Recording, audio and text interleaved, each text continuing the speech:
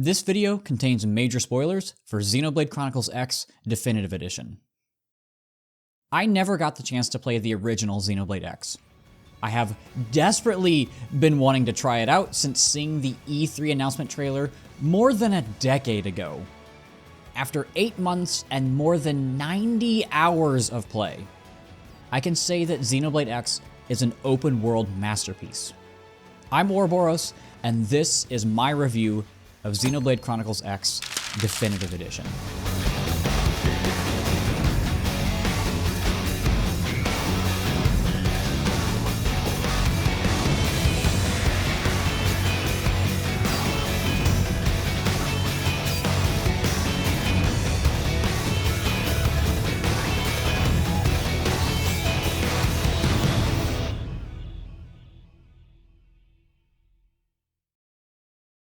On the off chance that you're here and don't know what the game is about, the year is 2054 and Earth is the battleground for two unknown alien civilizations.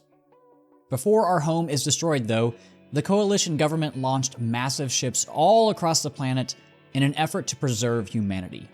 You made it aboard the White Whale, one of said ships. As one of the lucky few who made it out of the atmosphere, your ship spent 2 years wandering the cosmos until you were forced into a crash landing after taking damage from an alien attack. You wake up from your stasis on the surface of your new home, Mira. Your band of refugees have made the city of New Los Angeles its home. Whether humanity can survive the coming storm is up to you. But one thing is certain. You and your fellow Blade soldiers must retrieve the Lifehold, the key to humanity's survival here on Mira. That's the opening for Xenoblade X in a nutshell. It's a quick cutscene, especially for a JRPG. I'm so used to these big, drawn-out introductory sections that set up everything. But because X is more of a typical sci-fi game, that's not really entirely needed. But there's a more important reason behind it. Unlike the rest of the Xenoblade series, X is not about the narrative. It's about exploration. That's why it's called Xenoblade X. It's what the X stands for. You know, exploration. Monolith really pulling out all the stops for that title. Yes, there is a story, and yes, there are some genuinely good parts to it, and yes, there are longer sections like the new Chapter 13 that play out closer to the rest of the series, but for the most part, it's about your discovery of every nook and cranny, every insignificant rock formation, every grandiose mountain, every sprawling plain that Mira has to offer.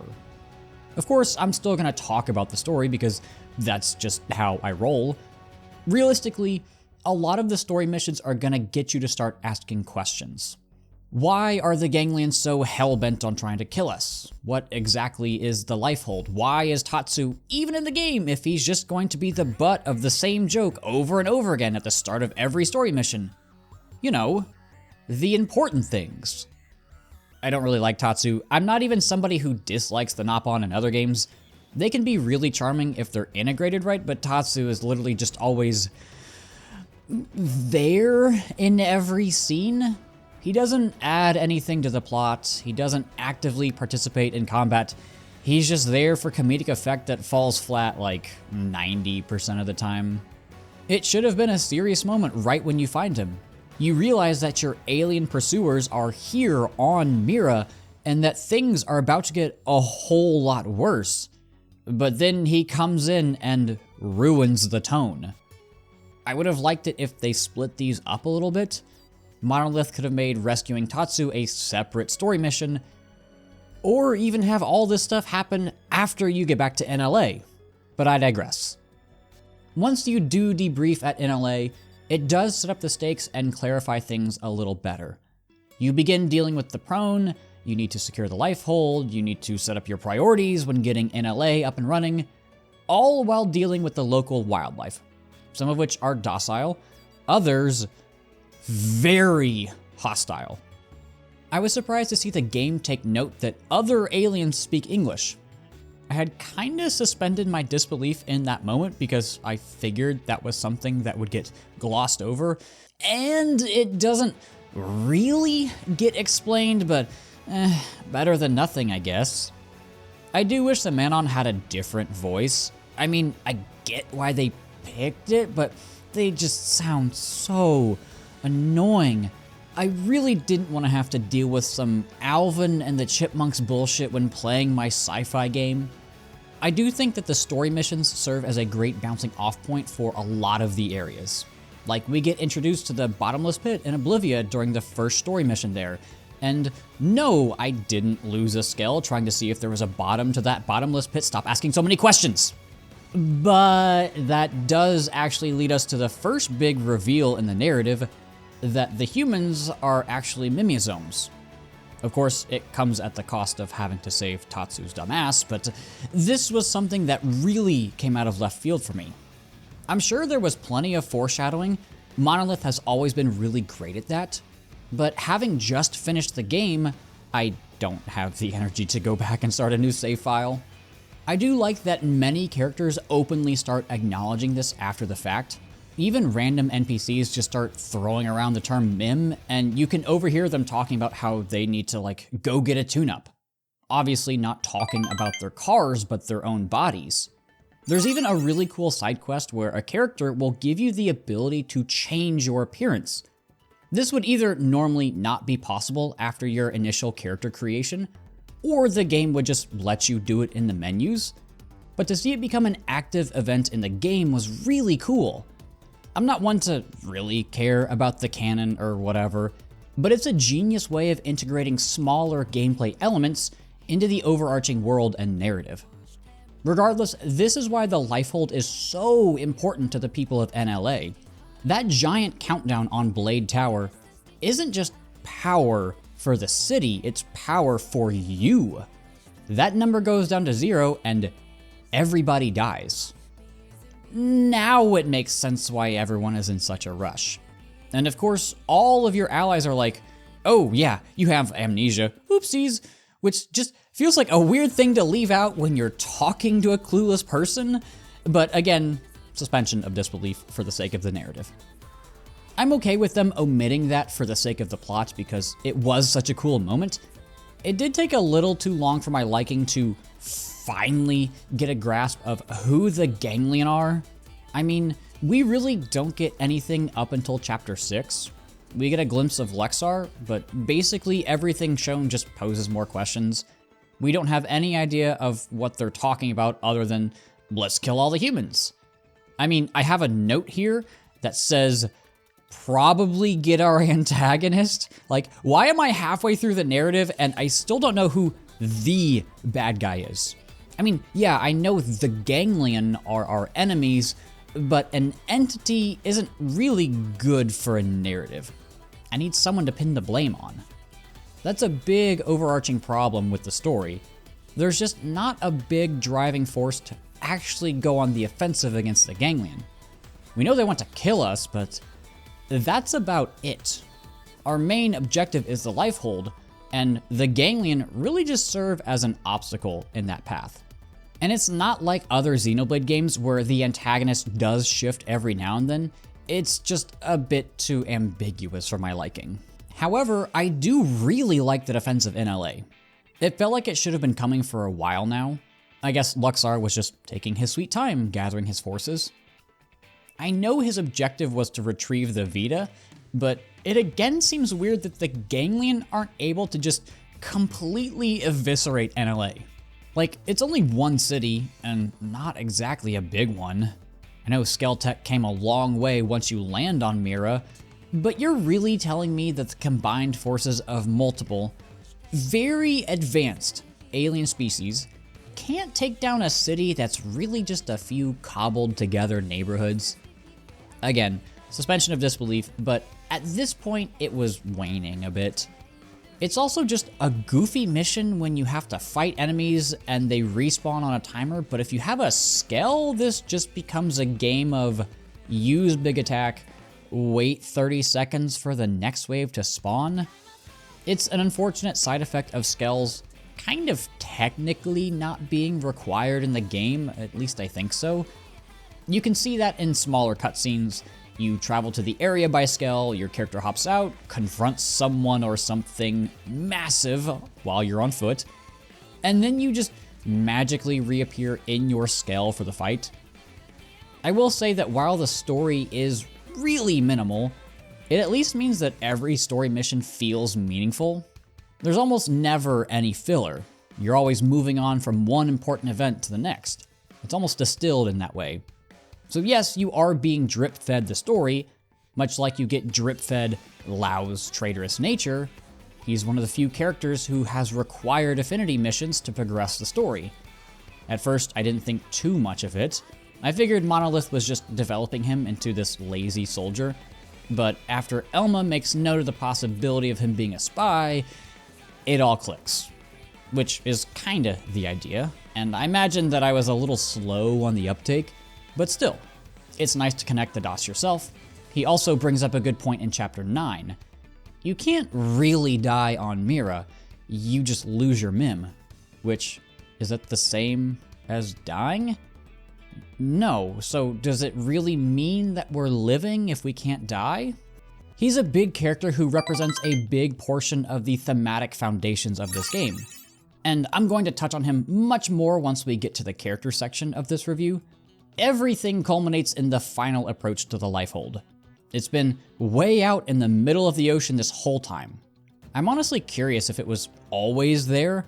I can kind of see Monolith doing either one, having it just chilling there for people crazy enough to make the trek all the way out there is definitely up their alley, but I can see them also holding off on it to preserve this moment in the story and keep everything in line. You can see it from so far away, which is nothing new for this game. The render distance for large objects and terrain is honestly impressive, but it's still so cool. Unfortunately, I still find Luxor, especially in this final section, to be underdeveloped and pretty disappointing. In fact, I think the Ganglion in general are just so meh. He talks about a prophecy, the Great One, the Founders, so many different things that it just makes him seem like a Walmart version of the Covenant. Except, you know, we don't know a damn thing about any of them. I know I've touched on this before, but they really needed more time in the spotlight to actually explain what's going on. I have absolutely no problem when a game gets you to start asking yourself questions. In fact, I love it. But when a game doesn't go anywhere with those questions, or worse, almost seems like it forgets about them, that really aggravates me. Of course, that's not the highlight of your journey into the Lifehold. While I love the final act of redemption that Lao gets, my favorite memory of this place is the revelation that humanity is actually extinct. The Lifehold doesn't hold any bodies in stasis, but rather it just contains genetic information of everyone and is a place where those living things can be recreated. Which, after learning about this, I find myself almost agreeing with Lao, but again, I'll dive into that topic later. It's a great twist and something that really caught me off guard. I don't want to say that the rug was pulled out from beneath me at the end of the narrative, but rather, it's almost like the rug was never there to begin with. I am sad that I got spoiled with Elma's true form. I clicked on a Reddit post literally years ago with a picture of her, and I've somehow never forgotten that moment, so yeah, unfortunately I can't speak about that. So that's the main story all nice and neatly wrapped up. The Lifehold is secured, you get your real bodies back, and nope, sequel bait. Well, kind of. That's how it was back in 2015 when the game was released. But for the 10th anniversary of X, we got the definitive edition on Switch. Which, while changing up various quality of life features and making tweaks to the visual, we also got an extended epilogue in the form of a 3-act Chapter 13. I say it's one chapter, but it honestly has nearly as much story as the rest of the game, which isn't saying a whole lot, but there's a lot that does happen. It essentially boils down to the fact that you have to leave Mira. And I don't like that. I'll touch on this more later. Man, I feel like I've said that a lot already. But Mira is far and away the shining light of Xenoblade X. The world is almost the main character in and of itself. So to see it cast aside almost really casually bothered me. I also don't really like the inclusion of Al.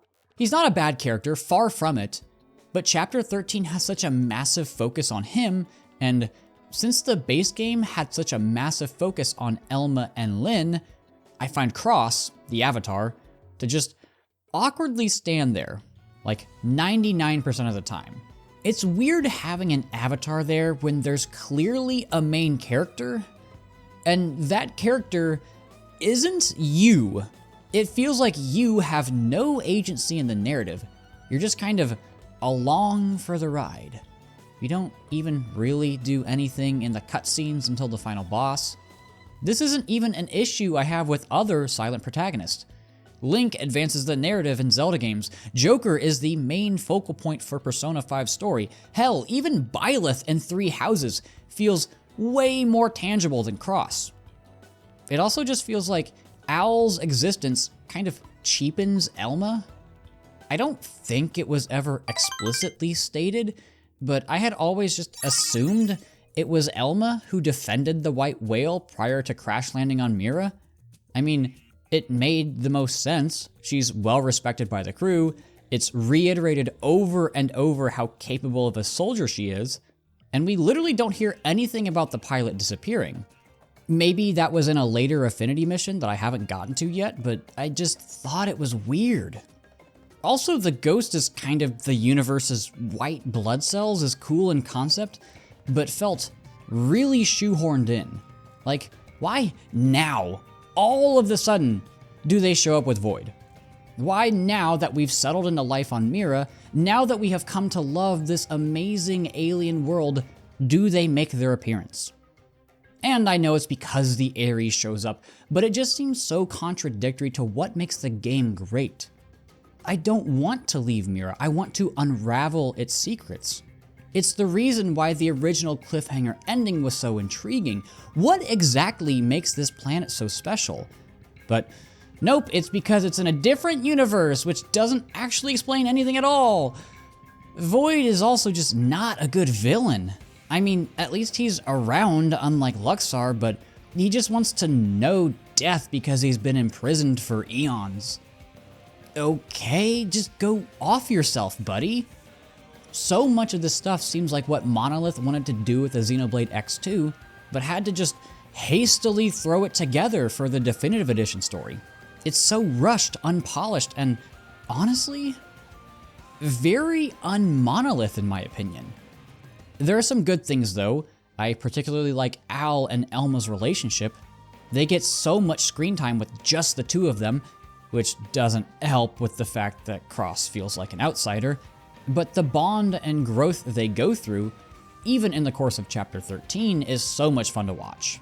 There's a really great conversation with Anopon. She decides to stay back on Mira because she doesn't want to leave her dead husband. It's a great debate about imposing your will on someone, and never mind, she comes anyway. I really tried to like Chapter 13. I really did. I took my time with it. I tried to give myself some time in between beating Chapter 12 and starting Chapter 13 to digest the main game before tackling the new story, but I just can't bring myself to like it. It tries too hard to be Xenoblade X, that it forgets what made Xenoblade X so amazing in the first place. I feel that I've said my piece about the story and its many shortcomings. So let's get to some of the actual amazing parts of this game. The story. And by that I mean the absolute plethora of side content that this game has to offer. Xenoblade X is a side quester's dream. Or nightmare, depending on how you view it. The side quests are really where we actually get the most intriguing narratives in the game. They're so integral to the Xenoblade X experience that if you rushed through the game and didn't take your time to fully immerse yourself in NLA, you missed out on a massive part about what makes the game great. You've got various different types of side quests you can accept. Basic missions are just run-of-the-mill quests. Kill this enemy, collect this many items. They're really just there to be completed as you naturally progress through the game. Kind of like something that you do in the background while finishing other tasks. Sometimes you'll accept a basic mission and it will ask you to talk to a certain character, and these almost certainly will lead to a normal mission. These are quests where you really get to know all of the more unimportant characters on Mira. They typically aren't associated with the various party members, and tons of them have surprisingly fun little storylines. For example, I'm pretty sure you can unlock most of the friendly species this way, with the exception of the Manon and the Nopon, who do come to NLA throughout the main story. All of the other species, like the few prone clans you meet, are completely optional if you want to beat the game, which really threw me for a loop. I wasn't expecting something which, to me, seemed really important, just casually popped up in a side quest. And it goes to show just how much effort Monolith put into fleshing out the world of Mira, the various races, and all of the small things for X. I particularly love the attention they paid to the culture and practices of each race. The Prone are a proud warrior race and let their dead be eaten by beasts. It's seen as an honor to them. The Orf use a special type of water to reproduce, but they simply split their body in two, so they reproduce asexually. They are the most logical of the species and have very little in the way of emotion or rituals. The Zarubagan are just weird, not gonna lie. They're on a constant search for Voltant. They're drawn to it like a moth to a flame, and even after completing multiple side quests, learning about their creator, I still have no idea what the hell Voltant is. The Definians are shape-shifting women led by some mysterious AI-looking thing. Rothians, Clarions, the list goes on and on. Each race has clearly defined physical and cultural differences, and the side quests do an incredible job of both exploring those races in a vacuum, but also showing how they gel or reject the ideals of others in NLA. Of course, having all those different races in close proximity to each other is going to lead to conflict, and most of that conflict comes from humans. Many people are very openly racist towards the Xenos in NLA. Don't take this the wrong way. No, I'm not promoting racism in real life, but I kind of get it. I mean, Earth was destroyed because of aliens that humanity literally had never made contact with, so can you really blame them? A massive part of so many characters is their grief over losing loved ones during the battle in the opening. You can't blame them for having unresolved feelings over that. If there's one thing I wish we could have seen more of, is some kind of alien settlement. I know there are ganglion outposts throughout Mira, but that's not really the same. The closest we get are the Nopon caravans scattered around, but those are just really a handful of tents, and it's nowhere near what I would have wanted. Even just something small like a village would have been so much fun to explore and interact with the residents. I will say that the side quests do an amazing job of keeping storylines continuing as you progress the game. For example, there's an early mission where you're given the option of killing some baby enemies or sparing them. I chose to spare them because I thought that would be the correct option, but no, if you spare them, they actually come back and kill the blade you worked with in the first mission. It gives the game a realistic sense of lethality despite people being mims. There are tons of these throughout the game. You get to work with the Definian to take down their leader. There's even a Back to the Future side quest where you almost literally build the DeLorean from the movies and help a guy try to get back to his own time. All of these combined make Mira feel like an ever-evolving world. People slowly come to NLA, you create a water plant by the Primordia waterfall, there's a wreckage in Sylvalum after the boss fight there. However, I find the real sense of character progression comes in the affinity missions. These do a great job of highlighting the various party members that you can unlock. Of course, you get fun ones with Lynn and Elma, But I really enjoyed doing these because many of the party members aren't the best people in the world. Murderess is, well, I mean, her name isn't doing her any favors.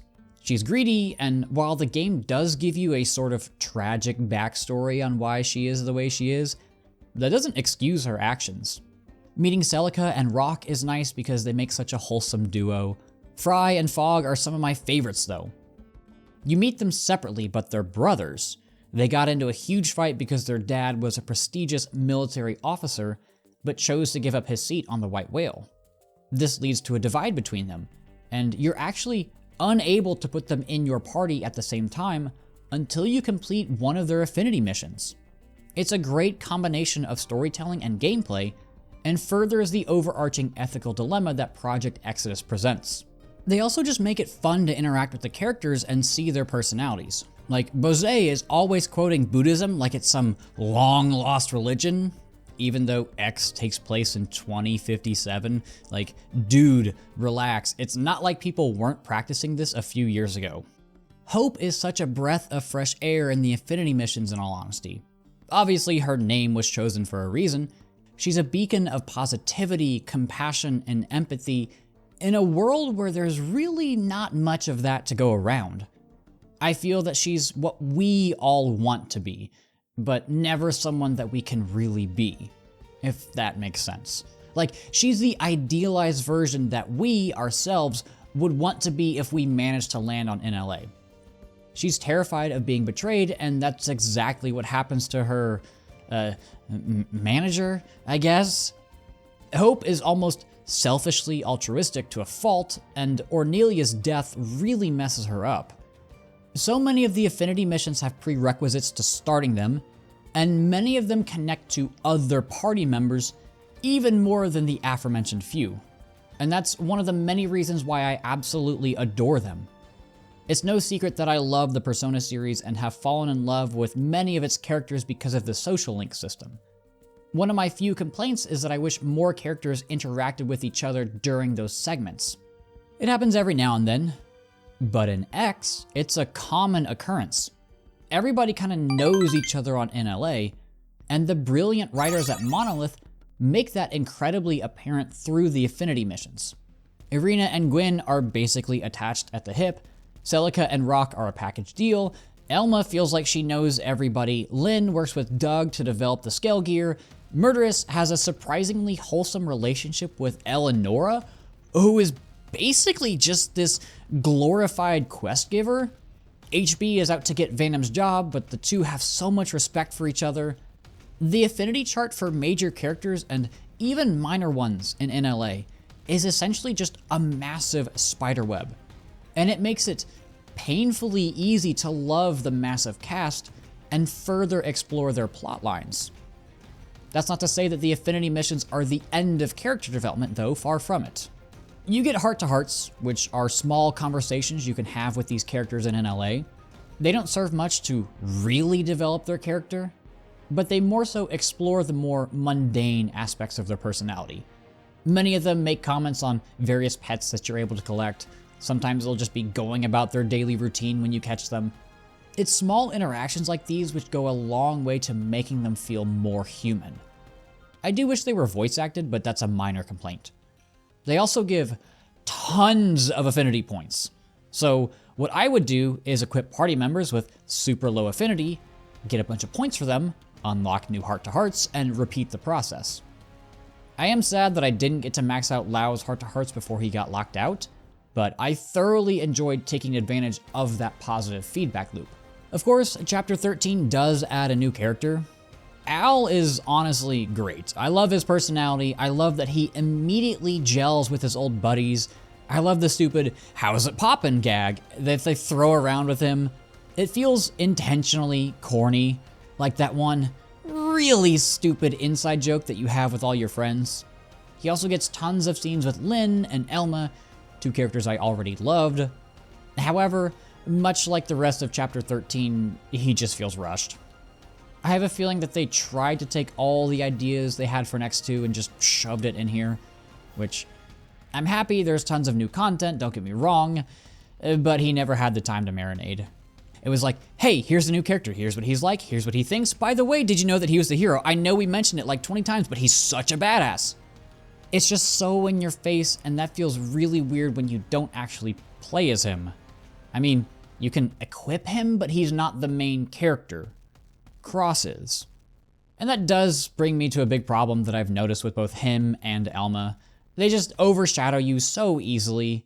I mean, I get it, you want somebody to be a stand-in for the player, but you can't really use Elma because of her backstory. I don't know, I just feel like Cross is useless in this game. You could literally take him out of the game and it wouldn't have affected the narrative at all, which is not something you want for the main character. It's not like Monolith is a stranger to this kind of idea anyway. We get tons of backstory for Shulk, Rex, and Noah as the game progresses. Why couldn't it be like that for Cross? Why didn't they ever get their memory back? That seemed like a gimme given that they went with the amnesia trope, so yeah. I really don't like Cross, and I hope that either Monolith doesn't use a self-insert in the future, or at least heavily overhauls it. However, two characters I have to talk about are Lyn and Lao. These two are near perfect representations of the Project Exodus dilemma. Both had to say goodbye to their families, Lyn to her parents, and Lao to his wife and child. Lyn, while genuinely upset over losing her family, much like the rest of the residents of NLA, resolved to find a new way of life on Mira. She was able to overcome the despair and still retain her humanity, despite residing in an artificial body. Lao, on the other hand, cast aside his humanity and let his rage consume him. He blamed the higher-ups of the ECP, believing that they chose to save themselves over the people they were supposed to protect. And in reality, I can't blame him. Nearly all of the people in NLA, whether they're party members or just random NPCs, have realistic reactions and emotions to their situation. While Lao certainly took a dark approach to handling his feelings, they're not unreasonable. Imagine having to abandon your family for dead because that's what your race requires of you.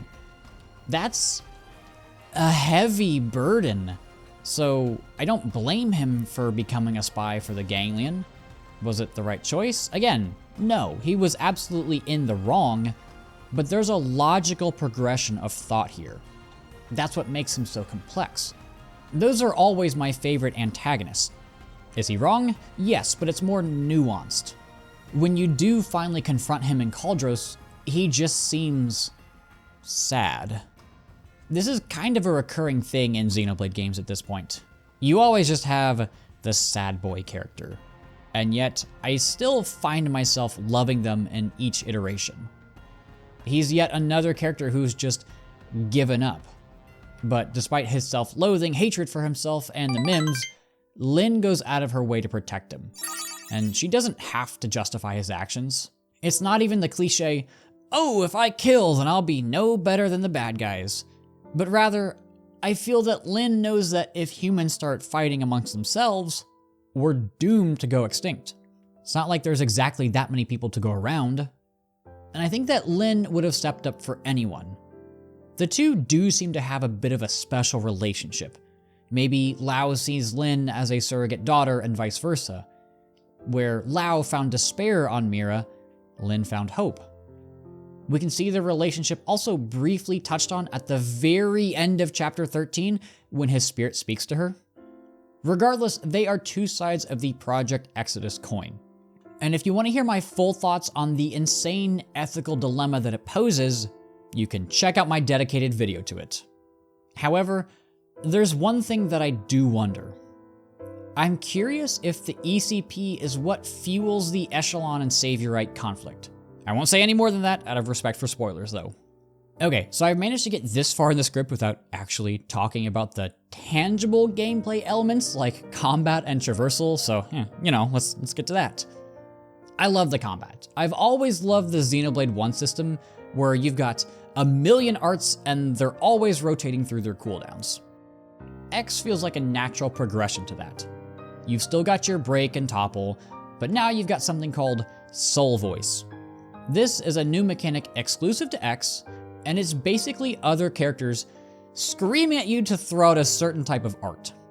These give you various effects. I find the most important one to be HP recovery because, unlike many other RPGs, there aren't any actual healers in X. There are a few arts here and there which will give smaller amounts of HP back to you, but nothing like having a dedicated healer on your team a la Sharla from Xenoblade 1. It's a great system. I find it vaguely similar to the blade combos. Nope, not that blade. Yep, those blades. You're forced to time very specific attacks in order to get the effect that you want. It's just another way that Monolith throws mechanics your way to spice up what would normally be just mashing your way through arts. Granted, you also get the addition of quick cooldown, which allows you to skip the cooldown of your arts, but this is limited each time you initiate combat, and also gets upgraded throughout the game. I can see why someone might dislike this, especially if they played the original X first, but I found that it mostly just helps with dealing with low-level enemies quickly.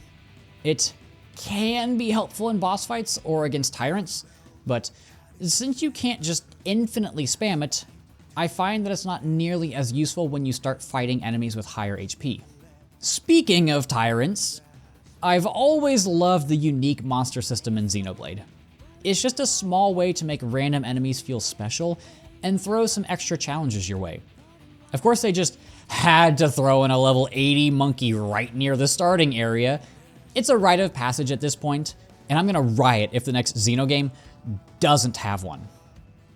And I couldn't mention the tyrants without bringing up this game's unique theme when fighting them, uncontrollable.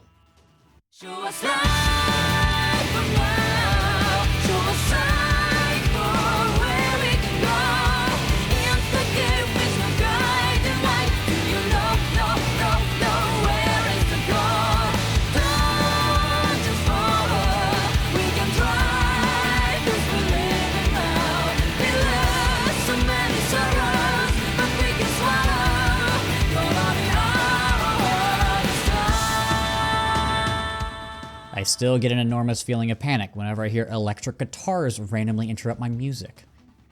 I should also bring this up. You've probably seen a bunch of gibberish come up with the music titles throughout the course of this video. Yeah, those are the official names of the tracks in X. I had thought about putting the names of the areas where the tracks play, but many of the tracks are used in multiple locations or during various sequences, so for the sake of consistency here we are. The game's composer, Hiroyuki Sawano, is kinda known for using weird naming schemes like this. Xenoblade X was actually the first game he's worked on. He's much more famous for working on anime OSTs like Attack on Titan, Gundam Unicorn, Kill la Kill, and many others. I find that a lot of these tracks are really hit or miss though. I love so many, but others, like the nighttime NLA theme, are just rough. I know that X shouldn't have a similar soundtrack to the rest of the series because it takes place with a vastly different setting, but I'm just so used to loving every single Xenoblade track that it's a bit disappointing at times. Despite that, Volataris does return to a more typical Xenoblade sound, but that was composed by someone else. Also, while I like the Skell flight theme, don't worry, I hate the way it's implemented. Anytime you activate flight mode, it starts up. But anytime you land, it immediately returns to the area theme. This gets so annoying so fast, because it's super common to fly a little bit, land to collect something like a chest, and then take back off. So you end up just hearing the same opening over and over and over again, and you miss the rest of the track. There really should have been some kind of option in the settings. I'd like to be able to switch between them because I want to hear more of it, but I also wanted to hear the area tracks more. I know so much of the Primordia, Noctilum, Oblivia, and Sylvalum themes because I went to those locations prior to unlocking the flight module, but I legitimately have no idea what the Cauldros theme sounds like because I've never traveled there on foot. If we could have just switched settings in the menu, that would have completely alleviated the problem. There's already an option for switching between different versions of Don't Worry, so it should have been easy. There's also tons of times where the audio balancing is all over the place. Monolith gives you separate sliders for the music and the voices, but because I want different settings for gameplay and cutscenes, I'd have to manually change the slider each time I switch from normal gameplay to story stuff. It's frustrating because past Xenoblade games have given you different sliders for these two exact options, so I have no idea why they didn't do that here. Okay, that got way off topic. Oh, right, yeah, I was talking about combat. It's really fast-paced once you start upgrading cooldowns, which was also the case for Xenoblade 1. The problem with combat is that the game doesn't do a good job of balancing around skills. For one, you really lose the speed aspect once you hop in a mech, which sucks. I understand why they did it because scale arts do way more damage than your normal arts, but it becomes far less engaging. There are also a ton of enemies with health designed around melee combat, but you can just eviscerate them with one or two big attacks with your scale. And this is doubly true with the story bosses. I briefly touched on this before, but because the game doesn't really require you to get a skill, a bunch of the story bosses are painfully easy with one. I mean, I've struggled way harder on basically every tyrant as opposed to the story bosses after getting my skill. It's just so weird. I mean, who's gonna play this game, get a pop-up that says, hey, you know those awesome badass mech suits that have been taunting you for the entire game? Yeah, you can go get one of those now. And then just not grab one. That's not to say that the story bosses die in a few hits, but they are definitely some of the weakest in the game. I think if you could manually adjust your level like you can in other Xenoblade games, that would alleviate the difficulty issues. I know that combat is mostly determined by gear and not level, but this would just be a quick way to fix it. So while I'm not a big fan of scales in combat, I absolutely adore just using them. Before getting one, Mira feels enormous, gargantuan, almost impossibly so. A lot of the time, I'd be forced to get creative when ascending cliffs, a technique that I've dubbed mountain goating. But once you get a scale, and especially once you get the flight module, everything opens up. You can suddenly traverse the vast expanses of the environment so much faster. Getting your first scale is like unlocking your inner childhood boy. It's just so cool, and it comes at the perfect time. For me, I felt that I had covered the majority of Mira barring Cauldros, and the scale just helped me fill in the gaps. I wanted to explore the towering cliffs at the peak of Primordia, and my scale let me do that. I wanted to find out what was at the very northern end of Noctilum, and my scale let me do that. I wanted to take on some of the massive tyrants who could easily crush me on foot, and my scale let me do that. Scales are the key to unlocking all of the bits and pieces of Mira, which have been taunting you for dozens of hours. I know I'm a sucker for mecha, I've always been this way, but I could legitimately just fly around Mira for hours and hours at a time. And I know this because I've done it. I've spent so much time staring at these cobbled together frames and weapons, and I still look forward to doing it time and time again. And it feels like Monolith just knew how much fun we would have with our new toys. You get awesome cutscenes when you unlock your scale, as well as when you get the flight module. They lean into that excitement. Granted, you have to wait to actually fly until much later, but that anticipation makes the reward so much more cathartic. And the scales also serve as a bit of a resource sink. It was so easy to just stockpile money and Moranium early on because armor unlocks very slowly. That's mostly due to how the leveling system works. I mean, I'm 90 hours in and I'm only level 60. So here I was, feeling like the next Jeff Bezos on Mira, when I get to the shop and notice that scales are obscenely expensive. Well, I guess he also uses his disposable income on space stuff too. Scales, along with the arms manufacturers, are where you're going to spend basically all of your resources. Donating Moranium gives you access to new gear, which is typically themed around which race owns said AM. And scale equipment costs an insane amount of money. Plus, you'll probably be spending a lot of your own Moranium to bypass the refueling time. It's a great way to make sure that you don't fall into the typical trap of some games. How many times have you been playing an older Zelda game and realized that you have literally nothing to spend your rupees on? Yeah, that basically never happens in X. There's always something to buy. Of course, while many of your resources come from completing side quests, just as many come from your effective use of Frontier Nav. This enormous hexagonal grid of data probes which mine resources for you. It's like a fun little minigame to try to optimize the flow of everything. You can even install data probes which boost your stats in combat. The Frontier Nav also serves as a kind of subtle guiding hand on what to look for throughout Mira. While yes, you can see exactly what you need from each segment, you also realize that these same things pop up without a spot on the FN. For example, there are tons of tyrants that aren't tied to FN completion. I feel like I'm just scratching the surface with just how much there is to do in this game. Arts, classes, soul voice, skills, Frontier Nav, resources, side quest, AMs, augments, affinity, the Collectopedia. Hell, I haven't even done any of the multiplayer stuff. There's just so much content.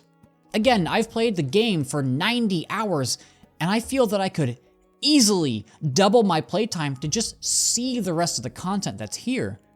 I can't express how awesomely overwhelming it is to interact with all of the systems this game has to offer, and while some people might get overwhelmed by this breadth and depth of systematic complexity, I relish in it. Xenoblade games are no stranger to overloading the player with game mechanics, and X is no different. I feel like I've beaten around the bush for far too long, so let's get to it. Without a shadow of a doubt, the most incredible part of Xenoblade X is Mira itself. I feel like no matter what I say, I'll never be able to do it justice. Mira is the best open world I have ever seen in a game. It's the focal point of the entire narrative, teeming with vast stretches of varied ecological continents. And we get that feeling immediately during one of the very first cutscenes. Mira is filled to the brim with so much interesting wildlife, and you, humanity, are just a speck of dust on it. Some creatures literally just don't care about you. If you leave them alone, they'll leave you alone. It doesn't matter how big or small, intelligent or primitive, grandiose or mundane. I still, 8 months and 90 hours later, find myself in awe of the flora and fauna of Mira. The enemy design is something that I feel really gets overlooked in this series because, well, I myself overlooked it prior to X. It's just not something you think about, especially when you're either running past enemies or in the middle of combat. But when you stop and really take a good look at them, there are some genuinely interesting designs. I'm not sure if it's because of the inherent exploratory nature of X that caused me to finally take note of this, or rather the introduction to Mira itself that made me curious of our newfound neighbors, but I'm glad that I was finally able to have that realization. Regardless, I've seen some people say that open worlds have to fit into one of two categories: sprawling landscapes with stretches of empty space a la Breath of the Wild, or densely compacted worlds with secrets and things to do at nearly every turn. X is somehow both of those combined, and Mira has managed to change my view of open world games entirely. I used to believe those stereotypes, but Monolith has me questioning everything now. It's simultaneously, and I don't say this lightly, fucking gargantuan and absolutely, utterly filled to the brim with content. There's so much to do, so many Frontier Nav locations, so many data probe spots, so many side quests, so many tyrants, so many chests, so many caves, so many random aliens to talk to, so many beautiful areas just minding their own business, whether out in the open or tucked away. I ran around for hours before even advancing the story at the very beginning. I mean, I'm talking like I just looked around for 10 hours before starting Chapter 2. And that was really only in Primordia. I don't want to say blandest area in the game, but the most traditional biome. It's a mountainous grassland. But even then you have so many cool things. Overhanging rock formations, floating islands at its peak, a beach on the opposing side of the mountain from NLA, volcanic caves, even a massive waterfall. Primordia covers more ecological ground than some entire games. And it's the starting area, it's where you begin. You slowly move through the continents. Noctilum is a massive forest filled with enormous bioluminescent fungi. Trees with interconnected branches form a walkway for you to cut across the top. At the northern end lies a sanctuary for high-level enemies, which is only accessible after you obtain the flight module. One of the few areas that forces you to have a skill. It's almost magical, like you've been transported into some fantasy game. It simultaneously feels claustrophobic but also freeing, juggling the two atmospheres depending on your location within the area, but also with your progression. Oblivia is a massive desert that seems to go on forever. At the heart is a massive deserted ring, clearly left behind by something or someone. It serves as the defining characteristic of the area, and you can almost always see it. It's like a navigational beacon. Even though the map system is incredibly detailed, being able to place those landmarks just through normal gameplay is rewarding. Cauldros is the final area, a volcanic hellscape and fortress of the Ganglion on Mira. It's oppressive in every sense of the word. The environment, the music, and the enemies. Everything here is trying to kill you. It's trying to tell you that you are not welcome on Mira. Not only are you fighting a faction that is determined to exterminate your species, but you also have to compete with the nearly exclusively hostile wildlife. It's as though they've adapted to the harsh environment by ridding themselves of their flight response. The only relief from the raining fire comes in the form of various ganglion strongholds scattered throughout the area, many of which you have to abandon your skull to enter. It's a continent that does everything in its power to reject you, and is the perfect final challenge for your struggle to survive on an alien planet. Now, if you played this game before, you know that I've glossed over a certain area. And that's because it's one that's so special to me. This is Sylvalum. This is my favorite area in any game ever made. And the footage right now looks cool. I mean, it's pretty. The green trees are a cool touch, but it seems pretty typical Xenoblade. However, every area has a cool weather effect. Primordia has an aurora and meteor showers. Noctilum has an energy mist that covers the area. Oblivia has electromagnetic storms, which repeatedly damage you when you're out in the open.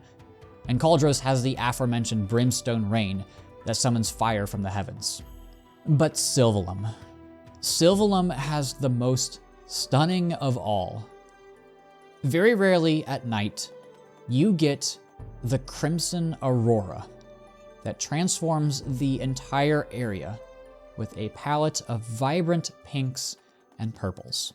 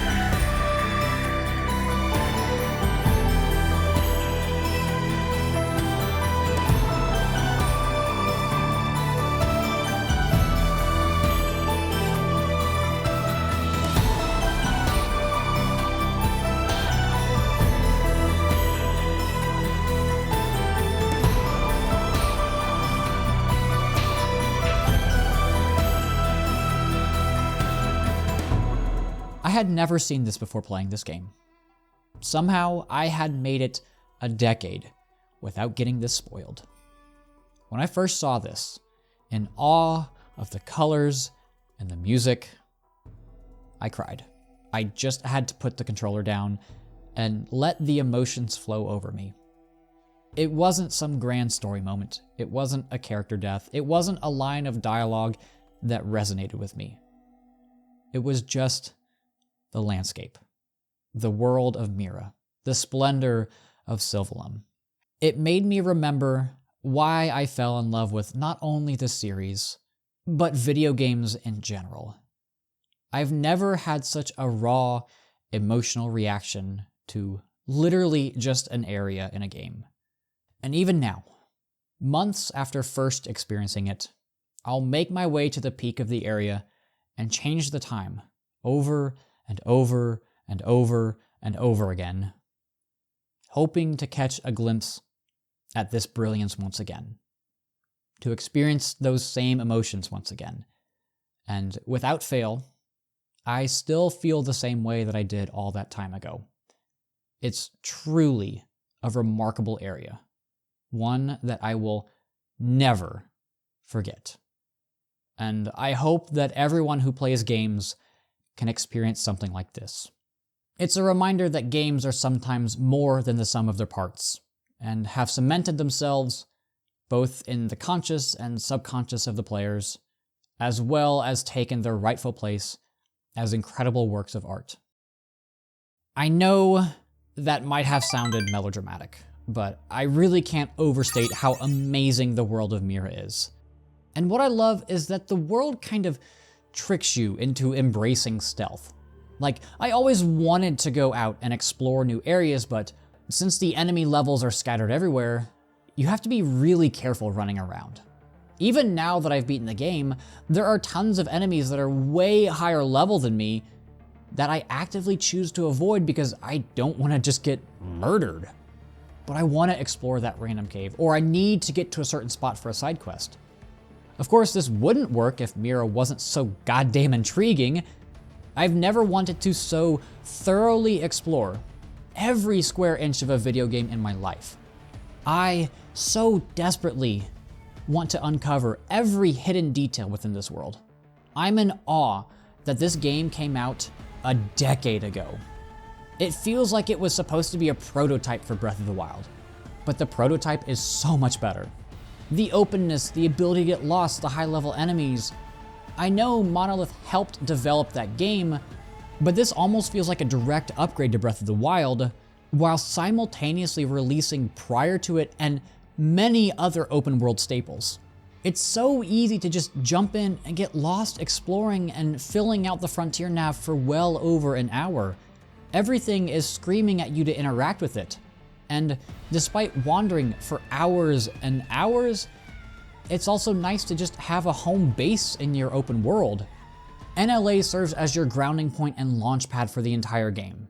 If there's ever a time that you feel overwhelmed by the vast expanses of Mira, you can return here for more human interaction. It's fittingly your home on this new planet. Definitive Edition does add a new area, Volataris.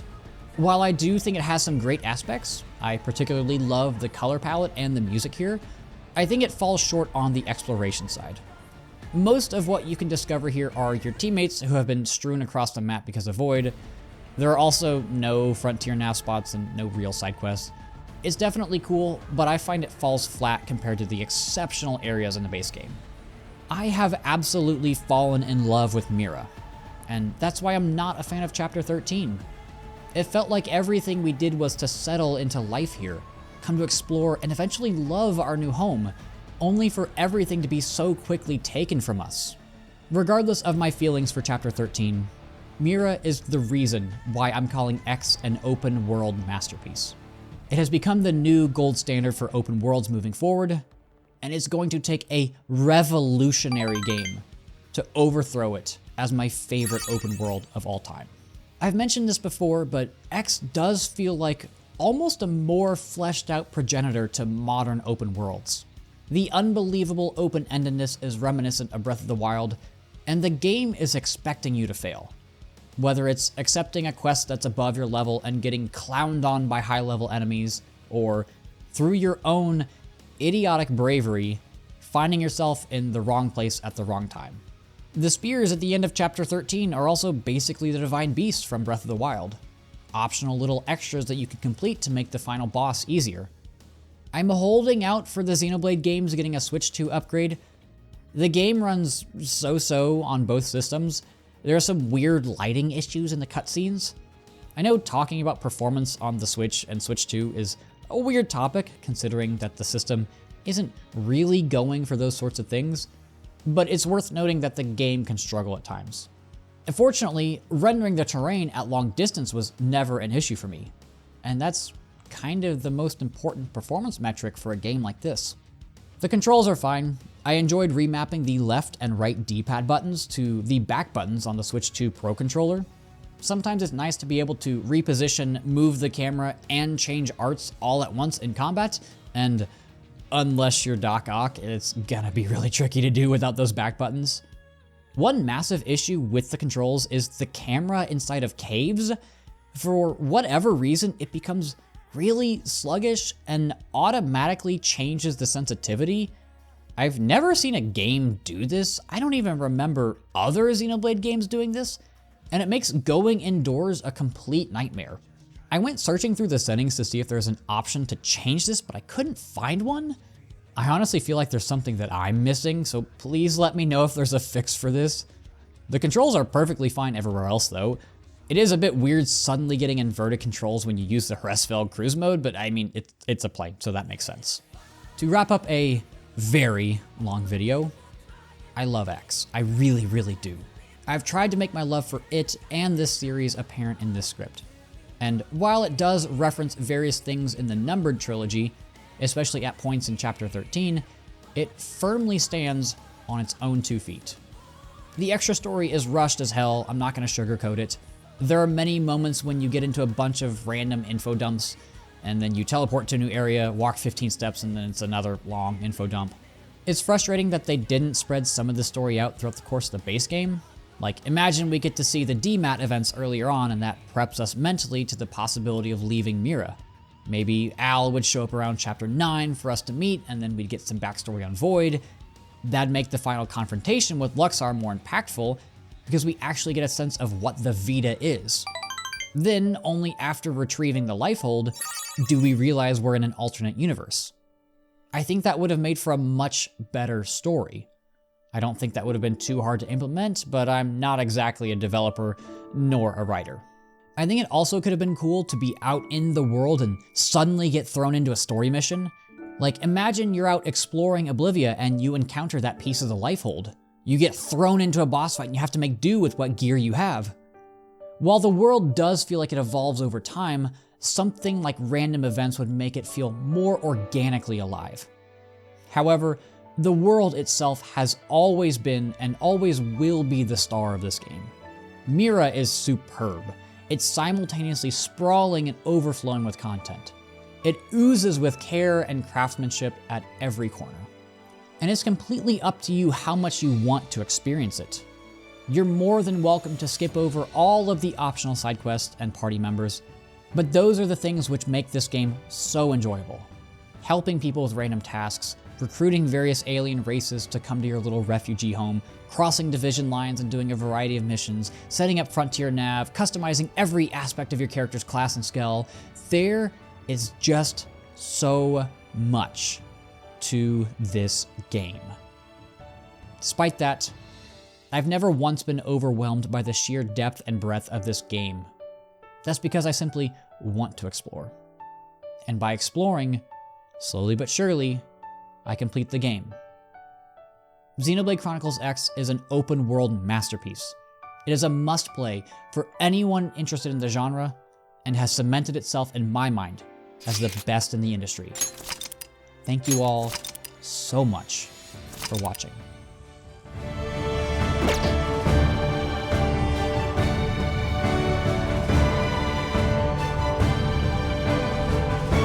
Okay. Here's our new world. Right on cue.